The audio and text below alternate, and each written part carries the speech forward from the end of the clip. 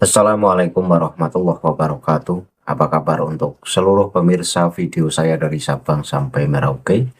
Semoga selalu diberi keberkahan, rahmat, dimudahkan segala urusannya, dimudahkan rezekinya, diberi kesehatan oleh Allah Subhanahu wa Ta'ala, serta diberi hidayah oleh Allah Subhanahu wa Ta'ala untuk orang-orang yang belum mendapatkannya. Dalam video kali ini, saya akan membahas terkait ziarah kubro yang tadi dilaksanakan di Winongan Pasuruan. Ini ternyata ziarah kubro tersebut menurut pandangan saya ini ada misi tertentu dari klan Pahlawi. Nah, misi yang saya rangkum ini adalah bahwa Kabi Pahlawi ini sudah mulai kehilangan kepercayaan. Jadi para Pahlawi yang dulu pede banget sebagai keturunan Rasulullah, dengan adanya pembongkaran makam di Winongan, maka Pahlawi ini kehilangan kepercayaan terhadap masyarakat. Yang dulu masyarakat Indonesia, khususnya warga NU, ini mengakui bahwa Pahlawi sebagai keturunan Rasulullah. Sekarang sudah banyak yang percaya bahwa Pahlawi bukan keturunan Rasulullah. Dengan begitu, Pahlawi ini ketar-ketir. Sehingga mengambil satu momentum, dan momentum itu tepat sekali di Winongan yang makam, yang katanya makam dari moyang mereka dibongkar. Ini alih-alih bahasanya itu ziarah kubro, ternyata mencari dukungan dengan membawa-bawa ulama pribumi, bahwa katanya Pasuruan itu adalah tempatnya para ulama yang dari dulu mencintai para Kabi Pahlawi. Dalam sejarah tidak ada ulama Pasuruan yang membongkar makam, apalagi makam para leluhur Pahlawi yang dipercayai sebagai keturunan Rasulullah. Baru kali ini makam dibongkar di Pasuruan dan si pembongkarnya tidak tanggung jawab. Ini diucapkan oleh Ketua Robitoh Alawiyah dalam ceramah tadi siang. Namun ceramah itu ya ceramah dalam rangka mencari simpati kiai-kiai pribumi. Jadi bahasa Taufik Asegaf dalam ceramah tersebut adalah mencari dukungan kepada kiai pribumi untuk bersama-sama menyalahkan si pembongkar makam yang ada di Winongan. Dan terkesan bahwa Taufik Asegaf ini memprovokasi bahwa makam yang dibongkar oleh Gus Tom adalah makam ulama sekaligus waliullah. Padahal makam tersebut kan bangunannya tak berizin. Dan masalah di situ katanya makam waliullah ini masih diyakini. Terus keberadaan bangunan yang begitu megah di sana ini justru mencederai dan tidak menghormati makam-makam dari tokoh-tokoh Kiai Nusantara yang sudah bersemayam terlebih dulu di makam tersebut. Tapi karena Pahlawi memang orangnya ini maunya menang sendiri, iya, meskipun bangunan di situ bangunan megah dan menindih makam-makam dari Kiai-Kiai Nusantara, ini mereka merasa tidak bersalah. Sehingga ketika bangunan makam dibongkar, ini mereka teriak-teriak, yang bongkar PKI loh, yang bongkar itu benci ulama lah, yang bongkar itu orang yang ingin mengadu domba ulama dan habaib loh. Jadi para habaib yang ada di Indonesia, saya sebut habaib karena mereka menamakan diri dengan habaib, padahal ya saya tidak percaya kalau mereka itu habib. Terlalu suci namanya untuk mereka disebut sebagai habib. Jadi para Kabi Pahlawi yang ada di Indonesia ini masih dengan PD-nya merasa sebagai keturunan Rasulullah. Walaupun kepercayaan masyarakat di Indonesia ini sudah menipis. Hanya berapa persen yang masih menganggap bahwa Ba'alawi sebagai keturunan Rasulullah. Itu pun orang yang percaya rata-rata orang yang tidak netral.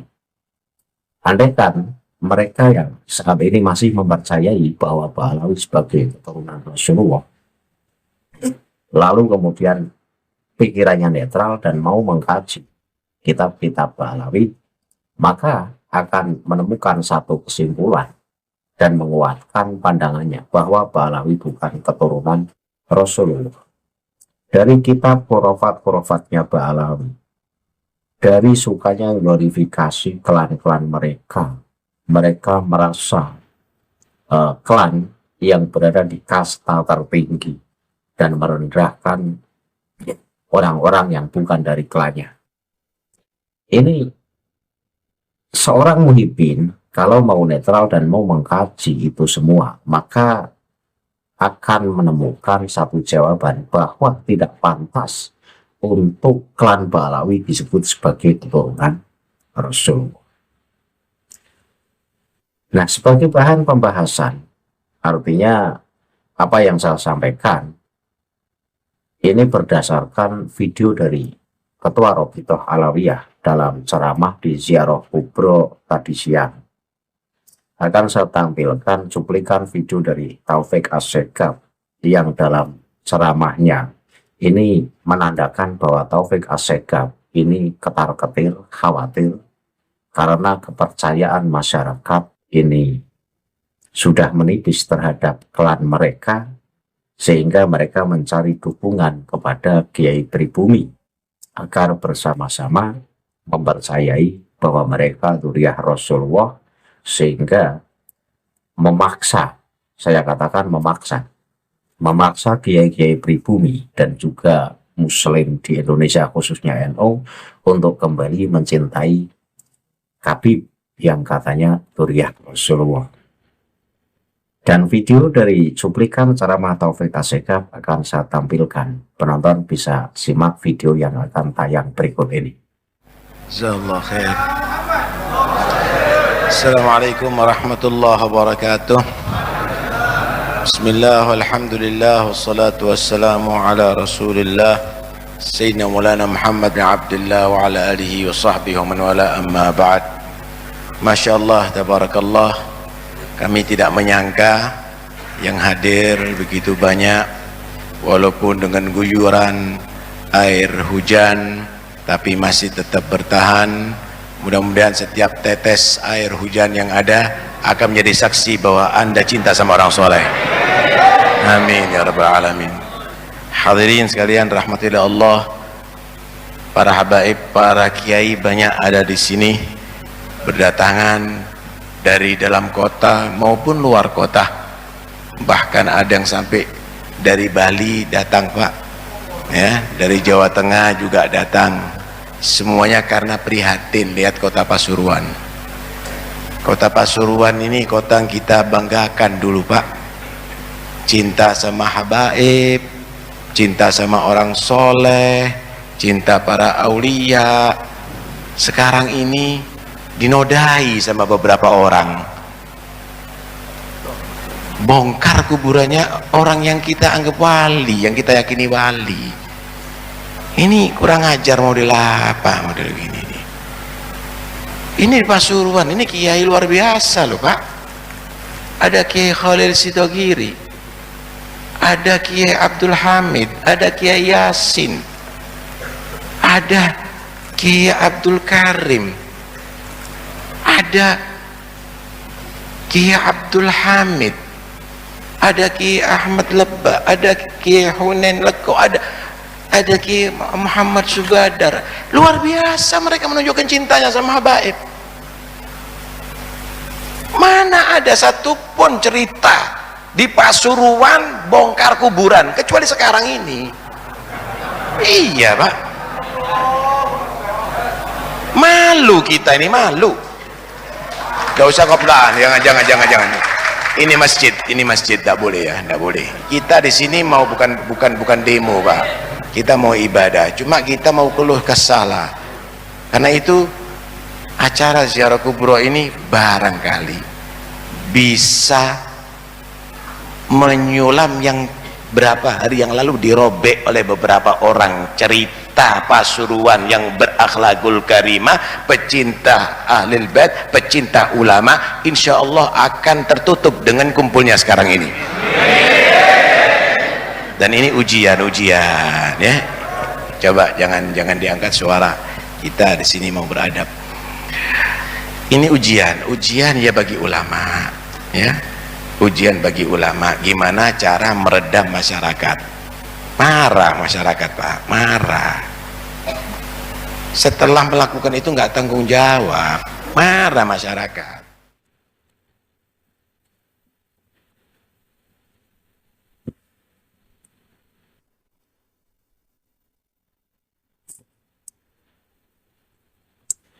Nah, dari video yang baru saja kita saksikan bersama, di situ sekilas Taufik As-Syekh ini dengan percaya diri mengatakan bahwa dalam sejarah ulama Pasuruan ini belum pernah ada yang membongkar makam, apalagi makam para wali.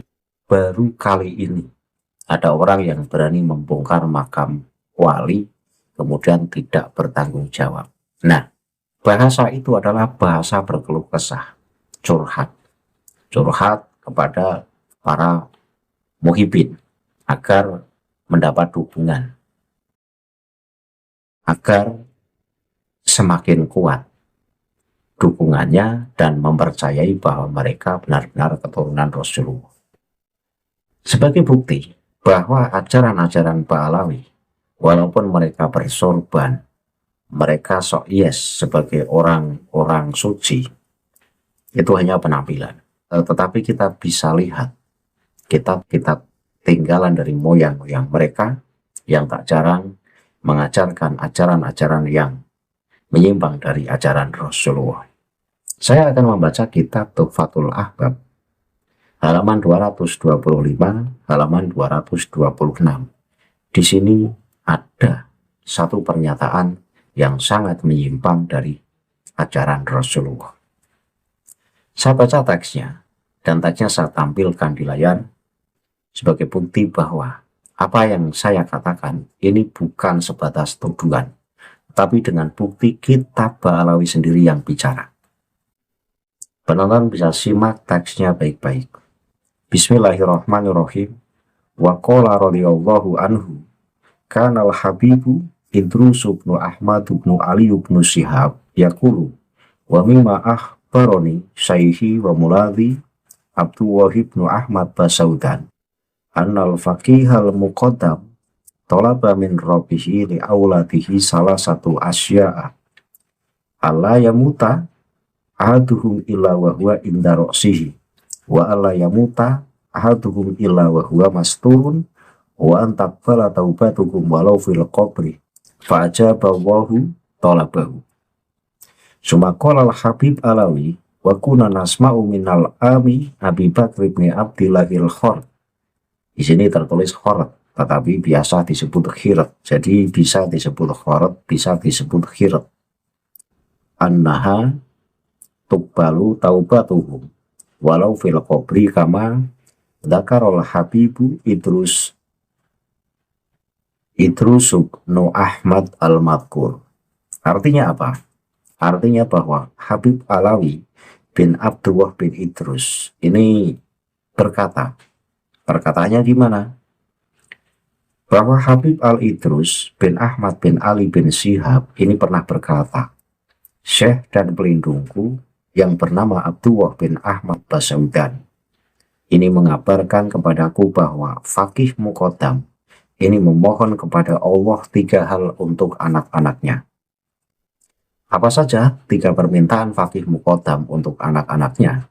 Yang pertama, agar tidak seorang pun dari mereka mati kecuali dalam keadaan khusyuk. Kemudian yang kedua, agar tidak seorang pun dari mereka meninggal kecuali bersamanya di sisinya. Dan yang ketiga, dan agar taubat mereka diterima bahkan di dalam kubur. Nah, ada satu pernyataan yang di sini sangat saya tidak terima dan menyimpang. Oke, yang pertama, agar tidak seorang pun dari mereka meninggal kecuali bersamanya di sisinya. Ini juga pernyataan yang tidak masuk akal. Jadi Fakih Mokodam sudah meninggal duluan. Tetapi di sini dinyatakan bahwa keturunan-keturunan Fakih Mokodam ini dalam kondisi meninggalnya Fakih Mokodam selalu hadir. Nah, ini juga tidak bisa diterima. Sesat dan menyesatkan ini. Orang sudah meninggal, tapi ketika keturunan-keturunannya meninggal, pasti Fakih Mokodam hadir. Yang kedua, agar tidak seorang pun dari mereka mati kecuali dalam keadaan khusyuk. Ya, kalau yang kedua ini namanya doa, ya monggo-monggo saja. Entah itu diterima atau tidak, wallahu a'lam. Walaupun Fakih Mokodam pede banget bahwa seluruh doanya dikabulkan oleh Allah. Dan yang ketiga, ini yang paling saya kritisi. Jadi Fakih Mokodam ini memohon kepada Allah agar taubat seluruh keturunannya ini diterima oleh Allah Subhanahu wa Ta'ala bahkan di dalam kubur. Ini sebuah pernyataan yang sesat dan menyesatkan. Jadi keturunan Ba'alawi, walaupun maksiat, walaupun mabuk-mabukan, walaupun zina, ini dosanya sudah diampuni oleh Allah karena Fakih Mokodam sudah memohon kepada Allah agar dosa-dosa seluruh keturunannya ini dikabulkan oleh Allah. Dan di sini dikatakan bahwa doa Fakih Mokodam dikabulkan. Berarti dalam kata lain, seluruh kabib-kabib Ba'alawi yang ada di Indonesia dan berada dimanapun, ini manusia yang tak berdosa. Walaupun perbuatannya kotor, walaupun perbuatannya keji. Karena apa? Karena sudah dimintakan ampunan oleh Fakih Mokodam kepada Allah. Dan Allah mengabulkan permintaan Fakih Mokodam, katanya. Bahkan, taubat seluruh keturunan-keturunan Ba'alawi ini diterima oleh Allah Subhanahu wa Ta'ala walaupun di dalam kubur. Ini gimana? Orang sudah di dalam kubur kemudian bertobat dan tobatnya dikabulkan oleh Allah. Ini tidak masuk akal sama sekali. Untuk Muhyiddin, dalam menilai apakah Ba'alawi sebagai keturunan Rasulullah, jangan hanya dilihat dari pakaiannya saja. Kaji kitab-kitab Ba'alawi, kaji kitab-kitab khurafat Ba'alawi. Maka dari kitab-kitab khurafatnya saja kita bisa menyimpulkan bahwa ajaran Ba'alawi adalah sesat dan menyesatkan. Mereka merasa manusia-manusia yang tak berdosa, tak peduli apakah mereka tukang maksiat atau tidak. Karena dalam kalangan mereka, dalam klan mereka, maksiat atau tidak maksiat itu sama saja. Kenapa? Ya karena sudah dimintakan ampunan oleh Fakih Mokodam. Dan permintaan Fakih Mokodam katanya diterima oleh Allah Subhanahu wa Ta'ala. Berarti seluruh Ba'alawi ini tak berdosa sama sekali. Ini sebuah pernyataan yang sesat dan menyesatkan. Bahkan tobat mereka ini diterima Allah walau di dalam kubur. Ini pernyataan apa? Kiai-kiai Nusantara yang katanya punya pondok pesantren, yang katanya santrinya sampai ribuan bahkan puluhan ribu, jangan hanya ikut-ikutan, jangan hanya hormat sehormat-hormatnya sama keturunan palsu Rasulullah. Kaji kitab-kitab Ba'alawi. Saya yang santri saja sanggup mengkaji kitab-kitab khurafat Ba'alawi. Kenapa kiai-kiai Nusantara yang santrinya puluhan ribu tetapi modal husnudon saja dalam menganggap bahwa Ba'alawi sebagai keturunan Rasulullah? Kaji. Dan salah satunya kitab Tuhfatul Ahbab halaman 225, halaman 226. Bahkan cerita semacam ini tidak hanya tertulis dalam kitab Tuhfatul Ahbab. Hampir dalam kitab-kitab khurafat Ba'alawi cerita semacam ini tertulis. Bahwa Ba'alawi adalah manusia yang tak berdosa. Sekalipun maksiat, sekalipun tukang zina, sekalipun tukang mabuk dan maksiat-maksiat lain, ini tidak mempengaruhi kesucian orang-orang Ba'alawi. Kenapa? Karena Faqih Muqaddam sudah memintakan ampun kepada Allah dan ampunannya diterima. Bahkan pengampunan Allah ini berlaku untuk klan Ba'alawi walau di dalam kubur. Wah, sadis kan? Ini ajaran apa? Nah, sementara ajaran Rasulullah ini tidak semacam ini. Rasulullah menganjurkan kepada seluruh umatnya agar berbuat baik. Fastabiqul khairat, agar manusia berlomba-lomba dalam mengerjakan kebaikan. Nah, untuk kalangan Ba'alawi, berbuat baik atau tidak, ini tidak penting. Karena mau berbuat baik atau tidak, sama-sama dosanya sudah diampuni oleh Allah. Ini ajaran apa?